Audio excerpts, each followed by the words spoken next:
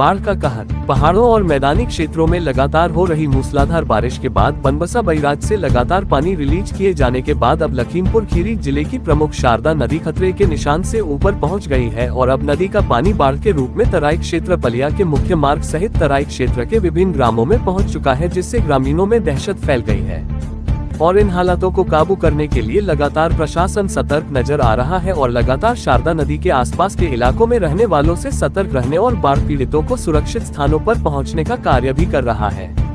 दरअसल बाढ़ का पानी अब पलिया नगर के पलिया भीरा मार्ग NH=731 पर पहुंच गया है, जिसके कारण बाढ़ का पानी चीनी मिल व आसपास के दुकानों और होटलों सहित अन्य जगहों में घुस गया है। वहीं सुरक्षा के मद्देनजर प्रशासन के द्वारा 2 दिनों के लिए यह मार्ग पूरी तरीके से आवागमन के लिए प्रतिबंधित कर दिया गया है। इसके अलावा संपूर्णांग क्षेत्र के ग्राम गोविंद नगर, गुरुद्वारा नानक सागर, सिद्धनगढ़, खजुरिया व किरतपुर ग्राम में बाढ़ का पानी तेजी से बढ़ रहा है, जिसके कारण गांव में दहशत फैल गई है। हालांकि प्रशासन के द्वारा लगातार लोगों को राहत पहुंचाने का प्रयास किया जा रहा है। हालातों को देखते हुए जिलाधिकारी दुर्गा शक्ति नागपाल ने शारदा नदी के आसपास गाँव के लोगों को समय रहते ऊंचे स्थानों पर पहुँचने की अपील की है।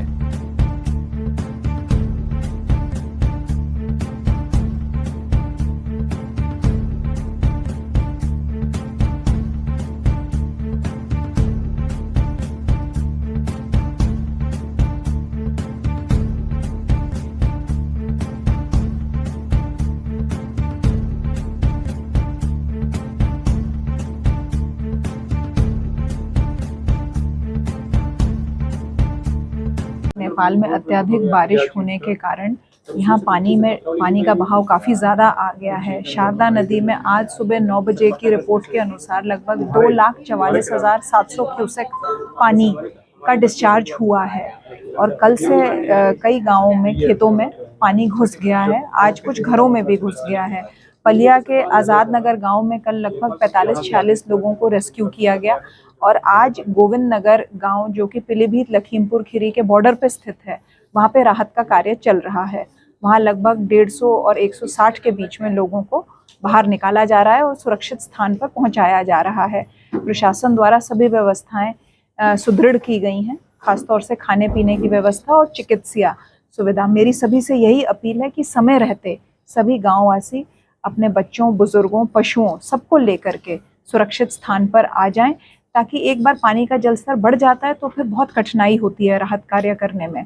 आज NDRF की टीम भी आ गई है और सीधा उनको पलिया ही डाइवर्ट किया गया है, ताकि जो वहां पर काम चल रहा है इवैक्यूएशन का, उसमें उनका हमें सहयोग मिल सके।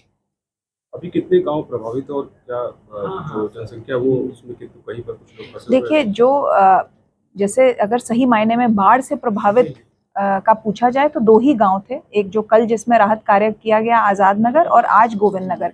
बाकी कई ऐसे गांव हैं जहां पर पानी घुसा है, घरों में भी घुस गया है लगभग 1-1.5 फुट, पर वहां पे लोगों से अपील की जा रही है और वो अपने घरों को छोड़ के अपना सामान लेके सुरक्षित स्थान पे भी आ रहे हैं। पर क्योंकि बनबसा में वाटर का डिस्चार्ज बढ़ा है तो संभवतः उसका इफेक्ट पलिया में और शारदा बराज में आज और कल अगले 2 दिन में देखने को मिलेगा।